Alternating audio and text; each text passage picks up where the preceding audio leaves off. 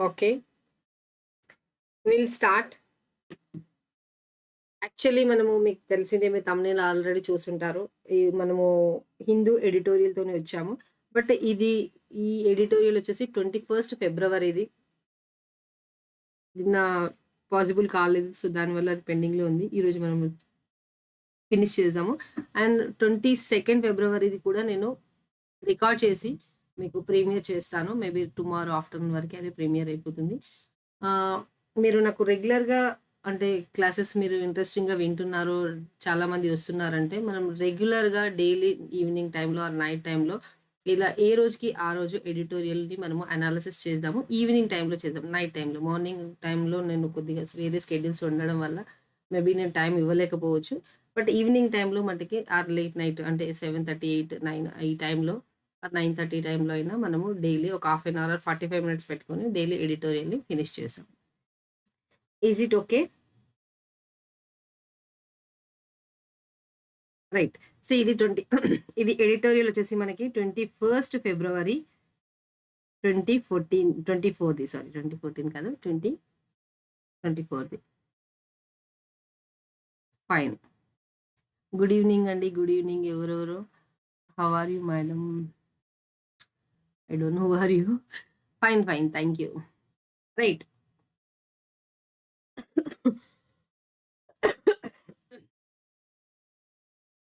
First one wanton. Wanton అంటే ఏంటి అంటే ఇది అడ్జెక్టివ్ ఫస్ట్. వాంటన్ అంటే ఏంటి అంటే ఏదన్నా విల్‌ఫుల్‌గా చేసేదాన్ని, ఉల్లాసంగా విల్‌ఫుల్‌గా చేసేదాన్ని వాంటన్ అని అంటాము. దాన్ని సినోనియమ్స్ చూడండి. ఉల్లాసమైన అని తెలుగులో దాని మీనింగ్.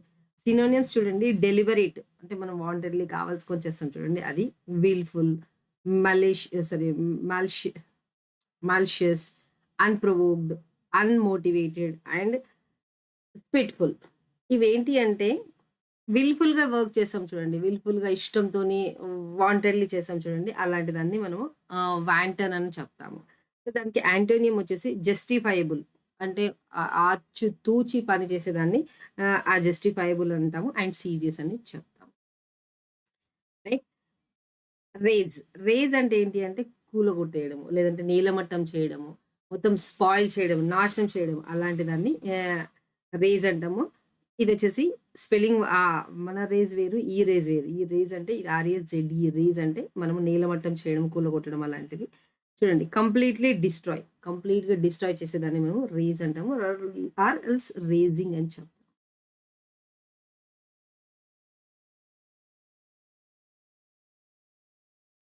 రైట్. ఆ!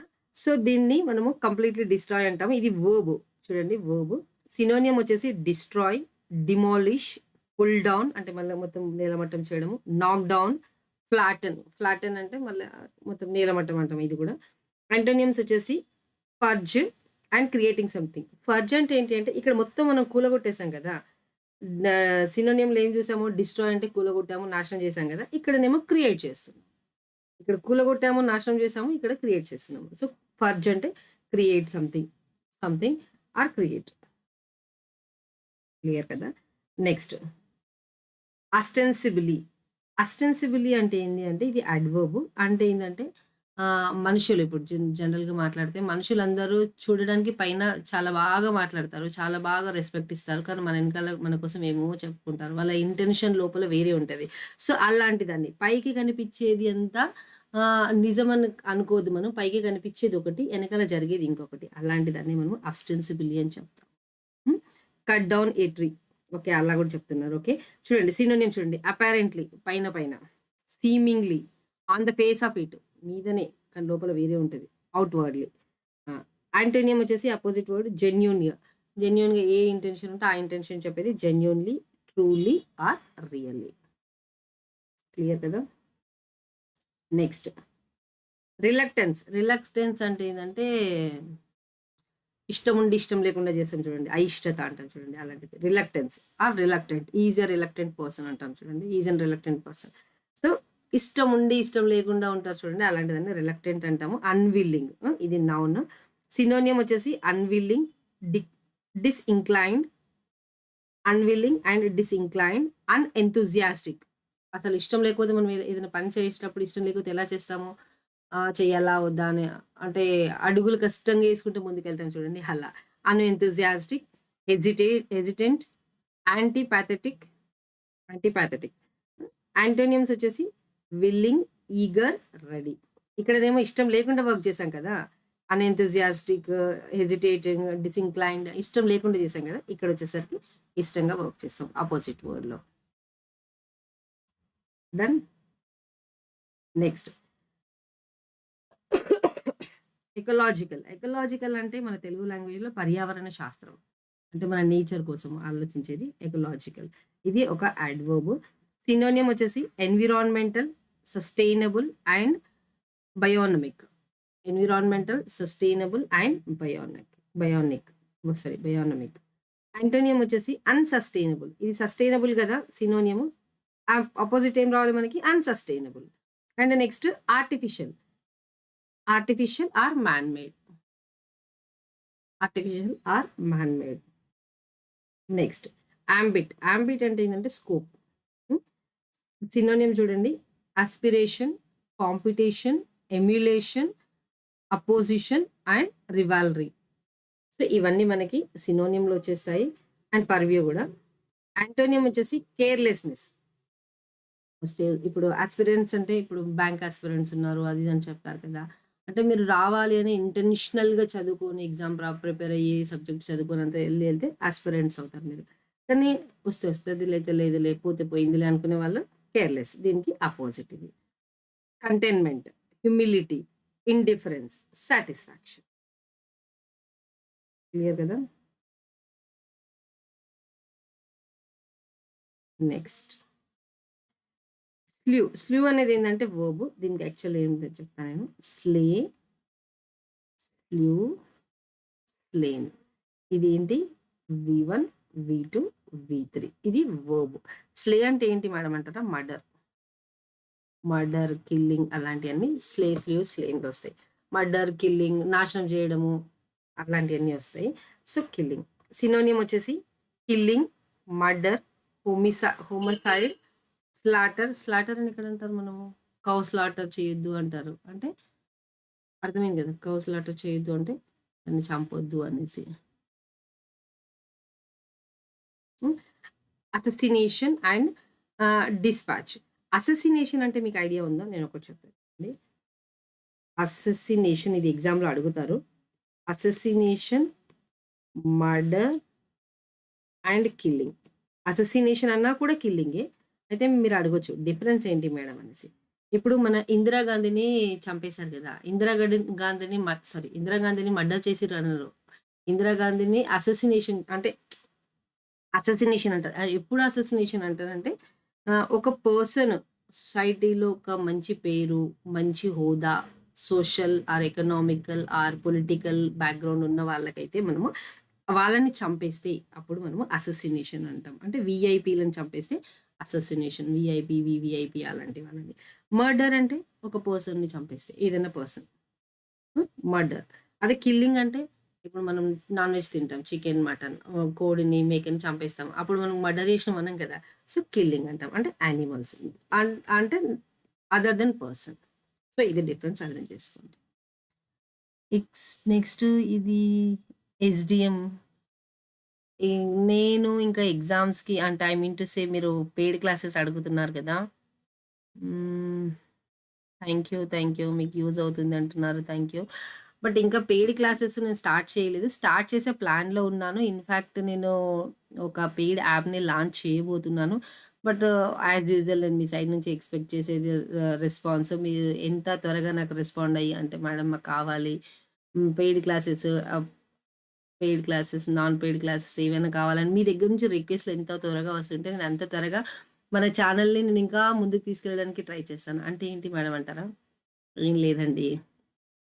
మన కంటెంట్‌లో సీ ఎక్కువ మంది వ్యూవర్‌షిప్ వస్తుంది. ఎక్కువ మంది చూస్తున్నారు. ఎక్కువ మంది మన ఛానెల్‌కి ఎంగేజ్ అవుతున్నారంటే మనం కంటెంట్‌లో చాలా depth content తీసుకెళ్ళవచ్చు.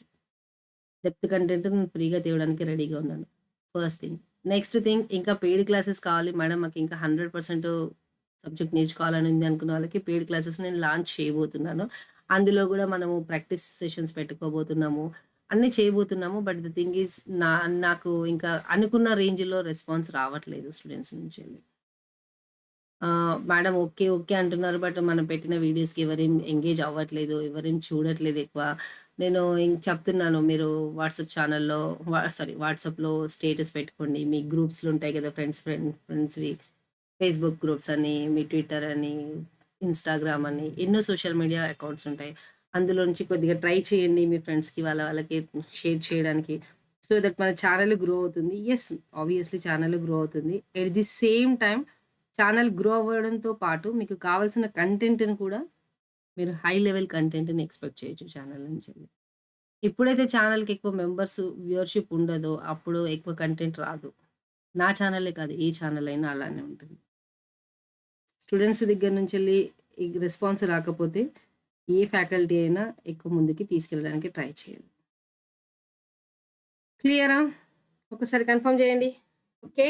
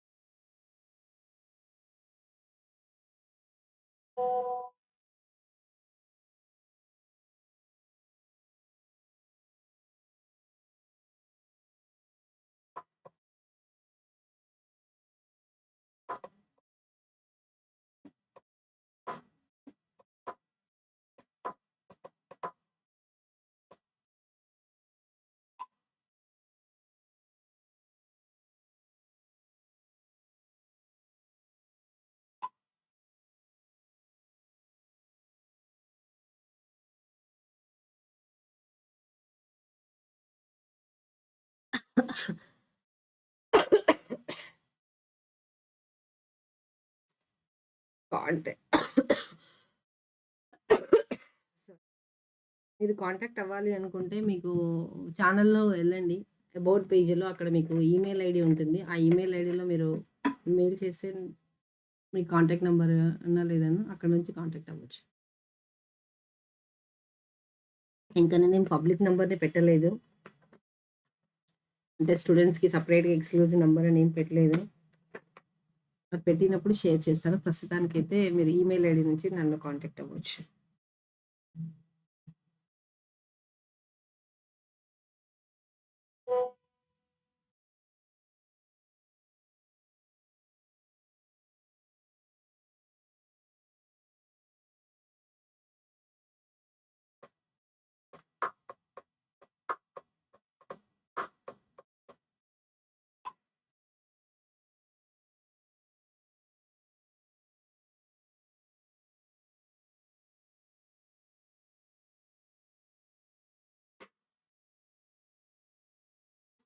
Right. Next one assault అంటే ఏంటి అంటే ఫిజి ఫిజికల్‌గా గాని, మెంటల్‌గా కానీ ఎవరినన్నా టార్చర్ చేసిర్రంటారు చూడండి. అలాంటి టైంలో అసల్ట్ అంటారు. ఇదొచ్చేసి వర్బ్. దీనికి సినోనిమ్ వచ్చేసి హిట్, స్ట్రైక్, స్లాప్. స్లాప్ అంటే తెలుసు కదా! చెంప మీద కొట్టడం. త్రాక్ అండ్ పంచ్. ఇది కూడా కొట్టడం. ఇవన్నీ కొట్టడం లాంటియొస్తాయి మీనింగ్. యాంటోనియం వచ్చేసి డిఫెండ్. డిఫెండ్ అంటే డిపెండ్ అవ్వడం వేరు. డిఫెండ్ అంటే వేరు. డిఫెండ్ అంటే ప్రొటెక్ట్ చేసుకోవడం. Defence, protection, resistance, undermining, retaliation. ఈ రిటాలియేషన్ అంటే ఏంటి అంటే టిట్ ఫర్ టాట్. మన పైన ఇప్పుడు ఎవరైనా అటాక్ చేసిర్రనుకోండి. మనం వాళ్ళ పైన ఉల్టా కౌంటర్ అటాక్ చేస్తాం చూడండి. దాన్ని రిటాలియేషన్ అని చెప్తారు. Counter attack. Right? Next conjecture. Conjecture అంటే ఏంటి అంటే ఊహ. అంటే మొత్తం స్టోరీ అంతా వినకుండా కన్‌క్లూజన్‌కొచ్చేస్తారు చూడండి. అంటే ఇలా జరిగుండొచ్చేమో, అలా అయ్యుండొచ్చేమో అని అనుకుంటారు చూడండి. అలాంటి దాన్ని కంజెక్చర్ అంటారు. అంటే ఊహ. ఇది ఒక noun. N opinion or conclusion formed on the basis of incomplete information. మీరు మొత్తం స్టోరీయే చూడలేదు, స్టోరీయే వినలేదు. కానీ దాని కన్‌క్లూజన్ చెప్పేసిర్రనుకోండి. దాన్ని మనము కంజెక్చర్ అని చెప్తాం. రైట్? సినోనిమ్ గెస్ చేస్తున్నట్టు speculation, belief, presumption and hypothesis. Antonym వచ్చేసి ఫ్యాక్ట్. మొత్తం విని స్టోరీ అంతా విని నిజం ఏది, అబద్ధం ఏది అని తెలుసుకొని చెప్పేదాన్ని యాంటోనియం ప్యాక్ట్ అని చెప్తారు. నెక్స్ట్ ఇంపీడెడ్ అంటే ఏంటంటే నిరోధించడం, అంటే కంట్రోల్ చేయడం, రిస్ట్రిక్ట్ చేయడం అలాంటిది. సినోనియం వచ్చి చూడండి, హిండర్, అబ్స్ట్రక్ట్, హోల్డ్ బ్యాక్, మళ్ళీ ముందుకెళ్ళకుండా hold back, delay, distract and slow down. Antonym వచ్చేసి ఫెసిలిటేట్. యాంటోనియం వచ్చేసి ఫెసిలిటేట్.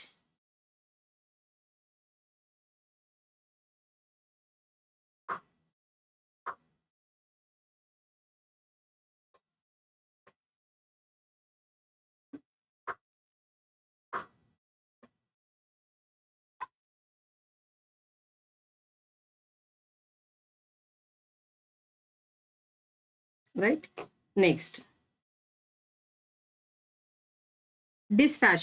డిస్ఫాషనేట్ అనేది ఇది అడ్జెక్టివ్. అంటే మీనింగ్ ఏంటి అంటే ఏదైనా సెంటిమెంటల్‌కి మనం నమ్మకపోవడము, అంటే సెంటిమెంటల్‌గా వెళ్ళకపోవడము, ఎమోషనల్‌గా వెళ్ళకపోవడం, అంటే స్ట్రాంగ్‌గా ఉండడాన్ని డిస్‌ఫాషనేట్ అని చెప్తారు. ఇది adjective. Not influenced by strong emotion. ఏదైనా స్ట్రాంగ్ ఎమోషన్‌గా ఎవరైనా మాట్లాడారంటే మనం దానికి కరిగిపోయి అయ్యో రామా! ఇట్లా జరిగిందా, అట్లా జరిగిందా అనకుండా స్టిఫ్‌గా కరెక్ట్‌గా న్యాయం ఏది, అన్యాయం ఏది అలా అన్ని చూసుకొని వెళ్ళేదాన్ని డిస్‌పాషనేట్ అని చెప్తారు.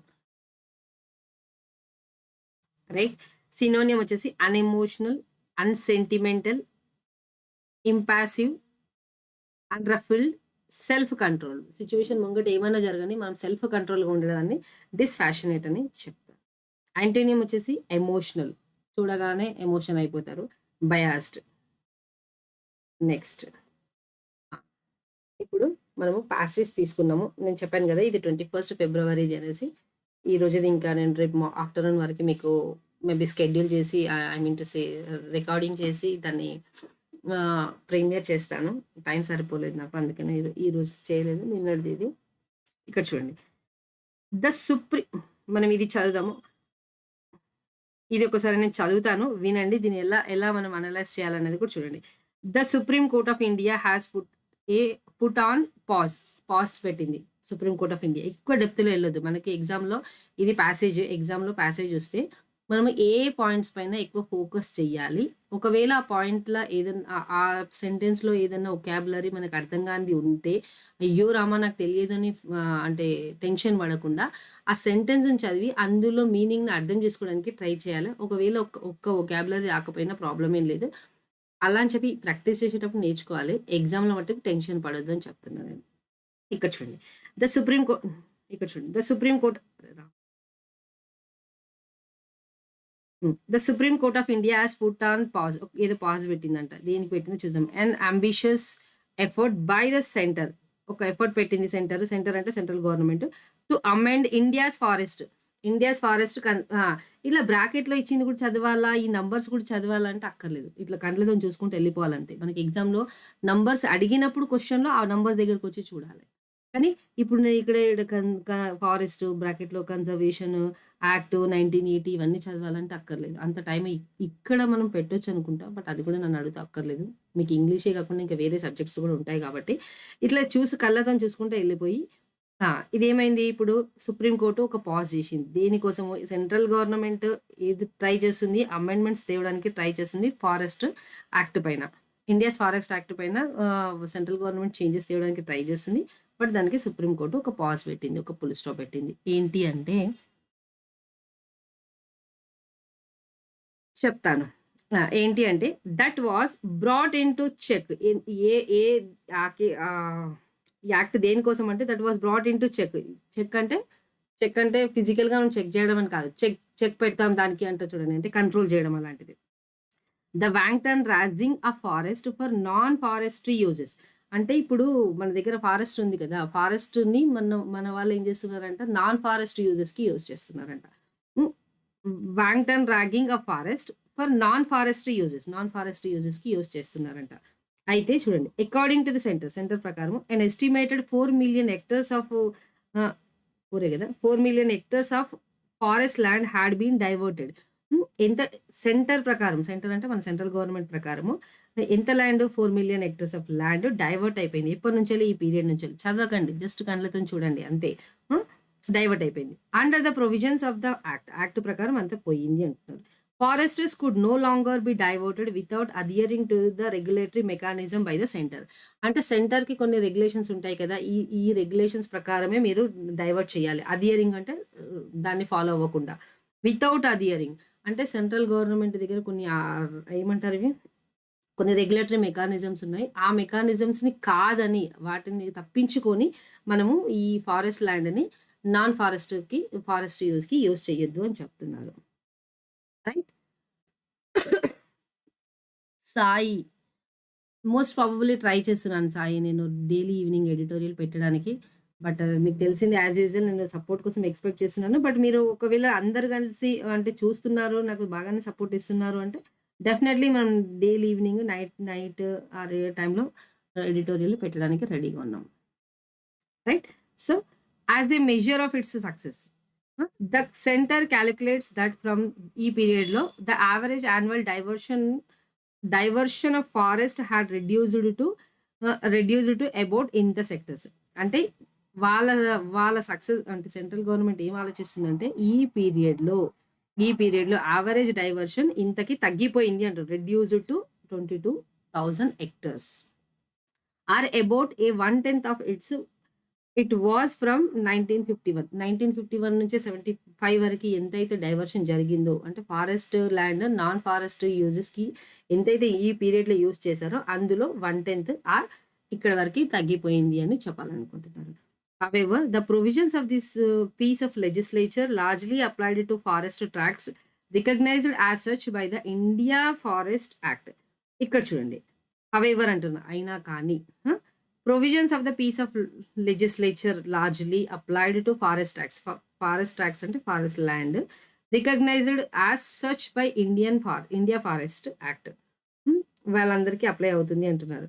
ఎక్కువ డెప్త్‌గా word to word, sentence to sentence మనకి చేంజ్ చేయాల్సిన అవసరం లేదు. జస్ట్ ఇలా మనము స్కిమ్మింగ్ అంటాం కదా! స్కిమ్మింగ్ చేసుకుంటూ వెళ్ళాలి. మెయిన్ పాయింట్స్ పైన ఫోకస్ చేయాలి. మిగతా అన్ని పాయింట్స్ పైన ఫోకస్ చేయడానికి టైమ్ సరిపోదు. ఇక్కడి నుంచి మనం అలా ప్రాక్టీస్ చేయాలి. ఇక్కడి నుంచి అలా ప్రాక్టీస్ చేసి ఎగ్జామ్‌లో కరెక్ట్‌గా రాయగలుగుతాం. నెక్స్ట్. హౌవెవర్ ద ప్రొవిజన్స్ అది అయిపోయింది కదా!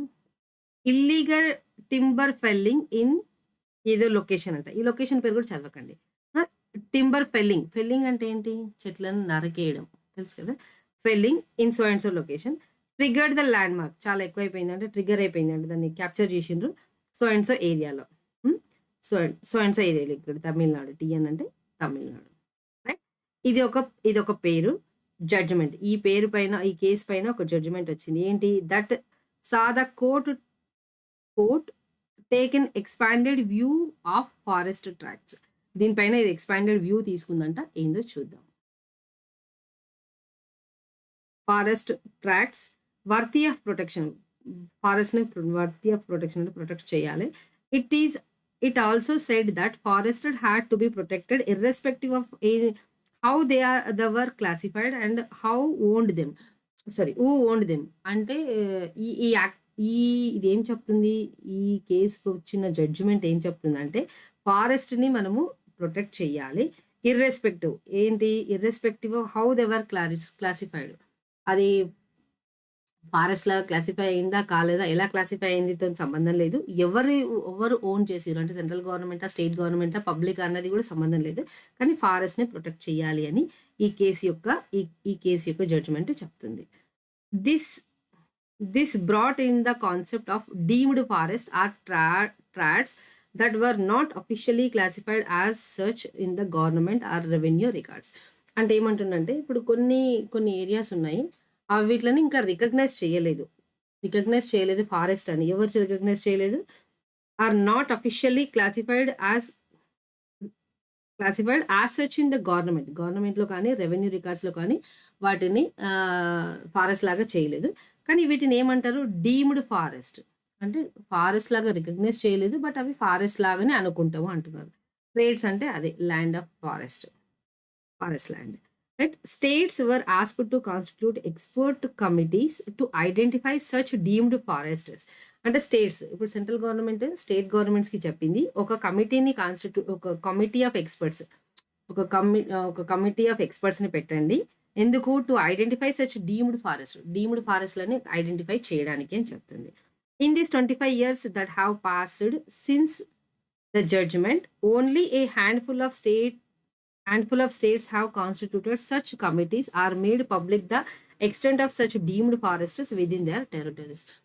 సెంట్రల్ గవర్నమెంట్ చెప్పినా కూడా కొన్ని స్టేట్ గవర్నమెంట్స్ అంటే కొన్ని స్టేట్ గవర్నమెంట్సే ఈ కాన్స్టిట్యూట్ చేసింది ఎవరిని కమిటీలని ఎందుకు డీమ్డ్ ఫారెస్ట్‌లని రికగ్నైజ్ చేయడానికి. కొన్ని చేసింది అన్ని చేయలేదని చెప్తుంది.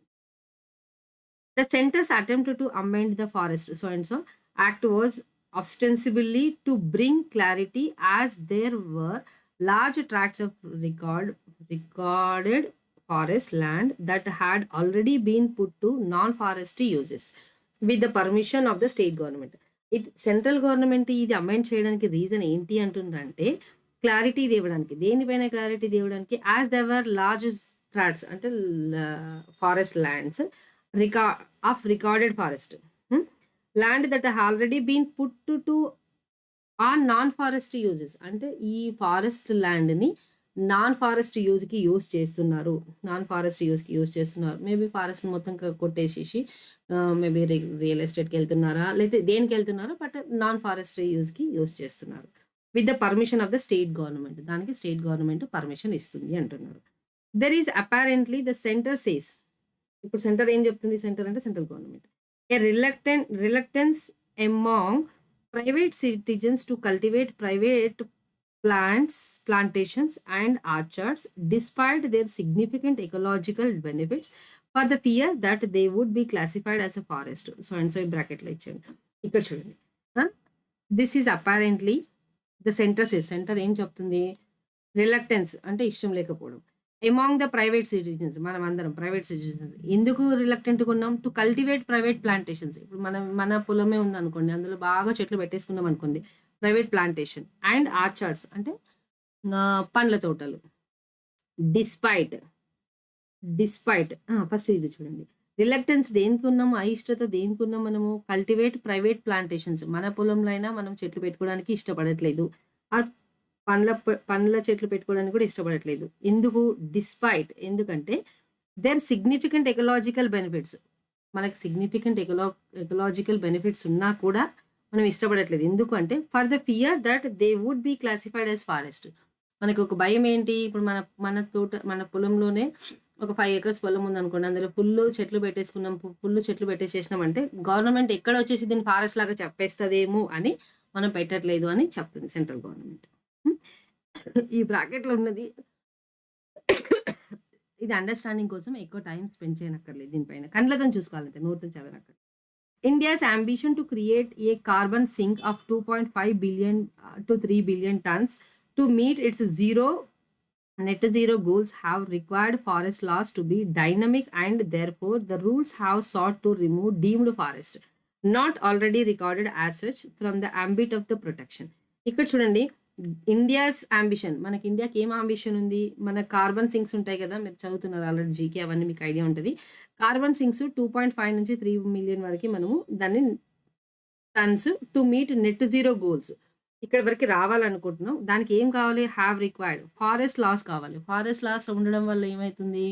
చెట్లను ఎక్కువ కొట్టేయకపోవడం వల్ల మనకి ఆక్సిజన్ ఎక్కువ వస్తుంది. సో దానివల్ల మనము కొద్దిగా ఈ దీనికి యూజ్ అవుతాం carbon సింక్కి.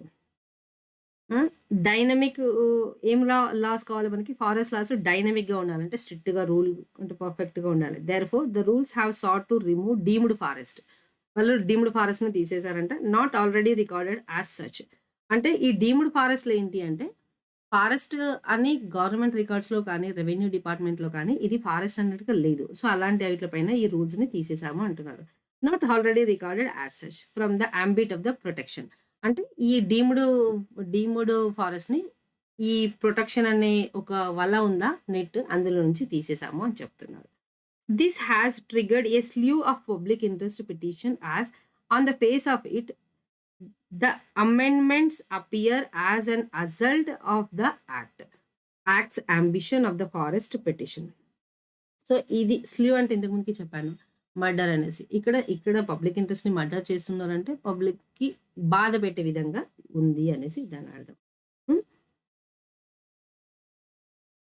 While the while a final judgment is pending, the court's order to the center to compile and make public by April states efforts at regarding the extent of deemed forest is welcome. Okay. ఇక్కడ ఏమంటున్నారంటే while the final judgment is pending. Final judgment ఇది pending ఉందంట. Courts order ఏముందంటే to centre. Court order ఎవరికిస్తుంది? సెంటర్‌కిస్తుంది. Centre అంటే మన central గవర్నమెంట్‌కి. ఏంటి? To compile and make public by April. Compile అంటే అన్నీ ఒక దగ్గర స్ కంపైల్ చేసిర్రంటారు కదా! అన్నీ ఒక దగ్గర సెట్ చేసిర్రనేసి. అలాంటిది.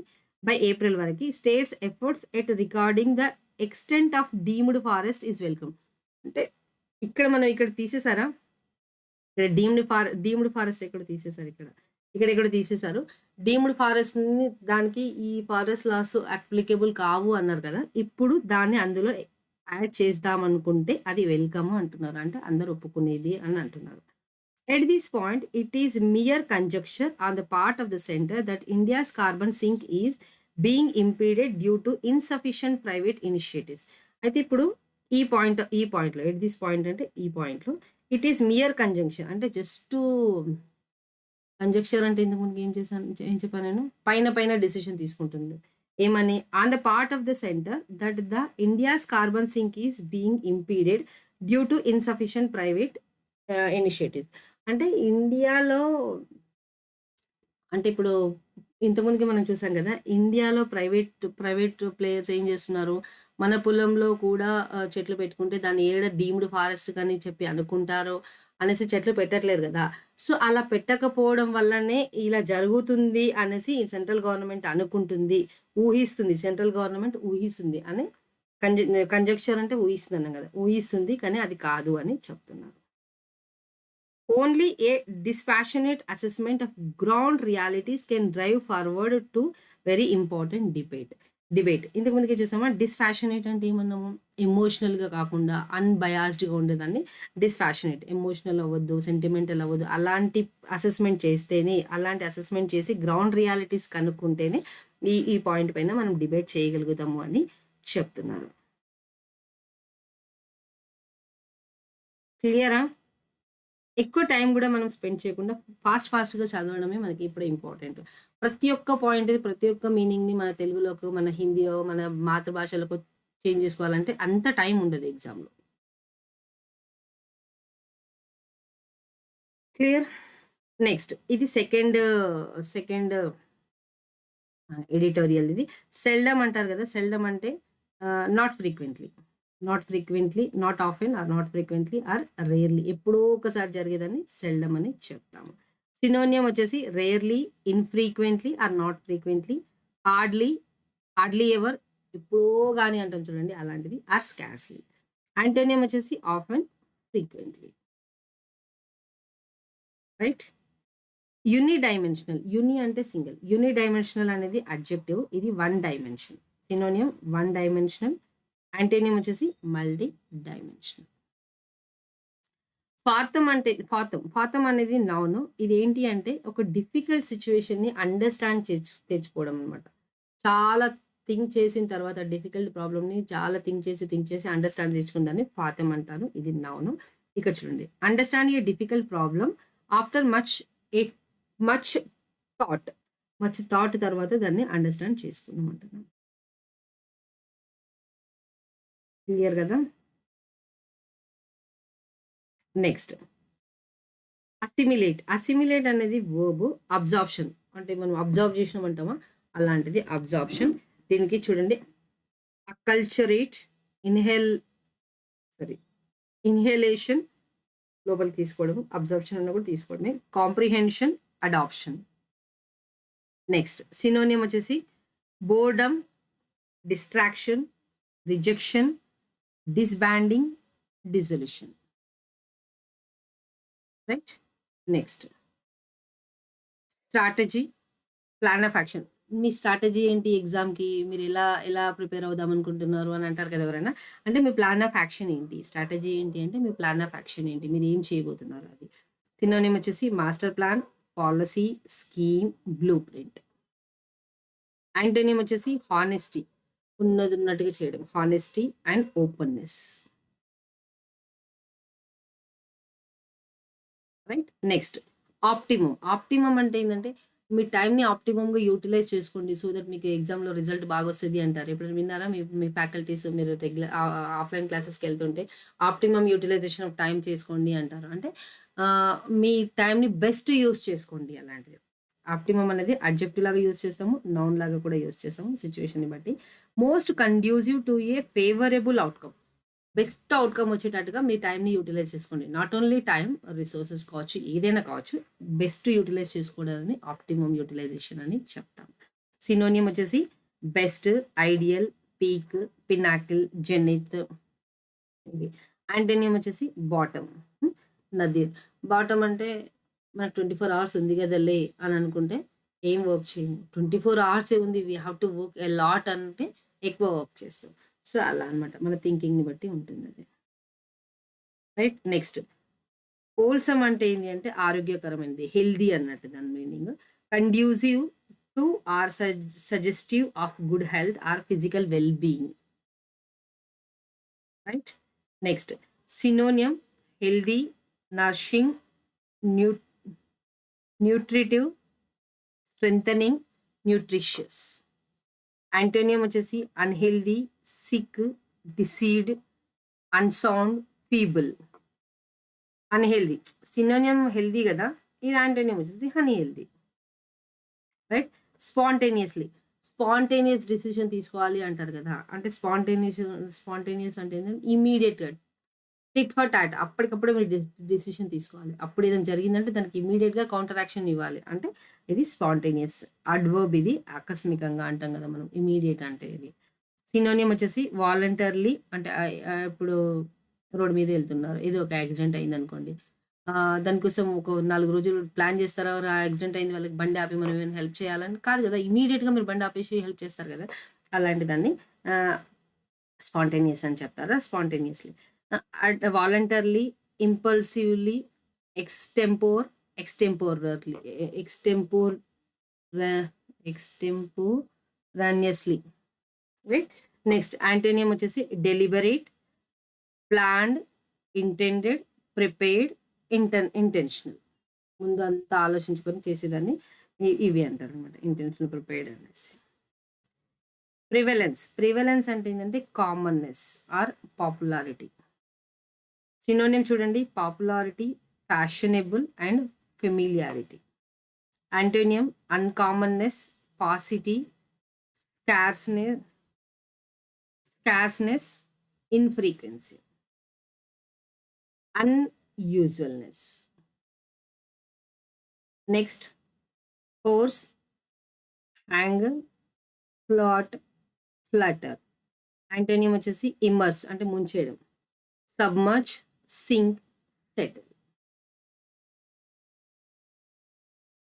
ఫ్రెండ్స్ ఒక్కసారి చెప్పండి ఇది మీకు క్లాసెస్ యూజ్‌ఫుల్‌గా ఉన్నాయా?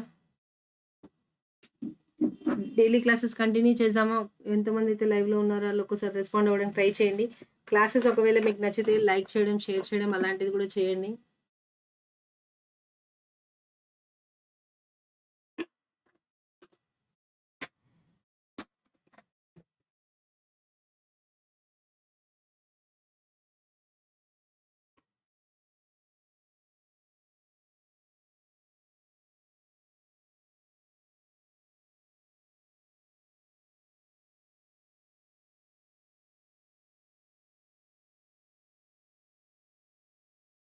ఫైన్.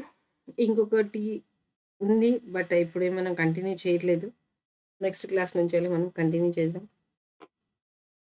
ఈ రోజుకైతే మనం ఇంతే చూసాము.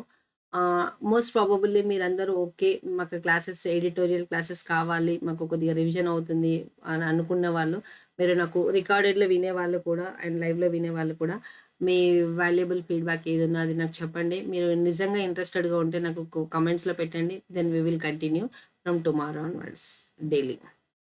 Okay. That's all for the day guys. Thank you. Have a great day.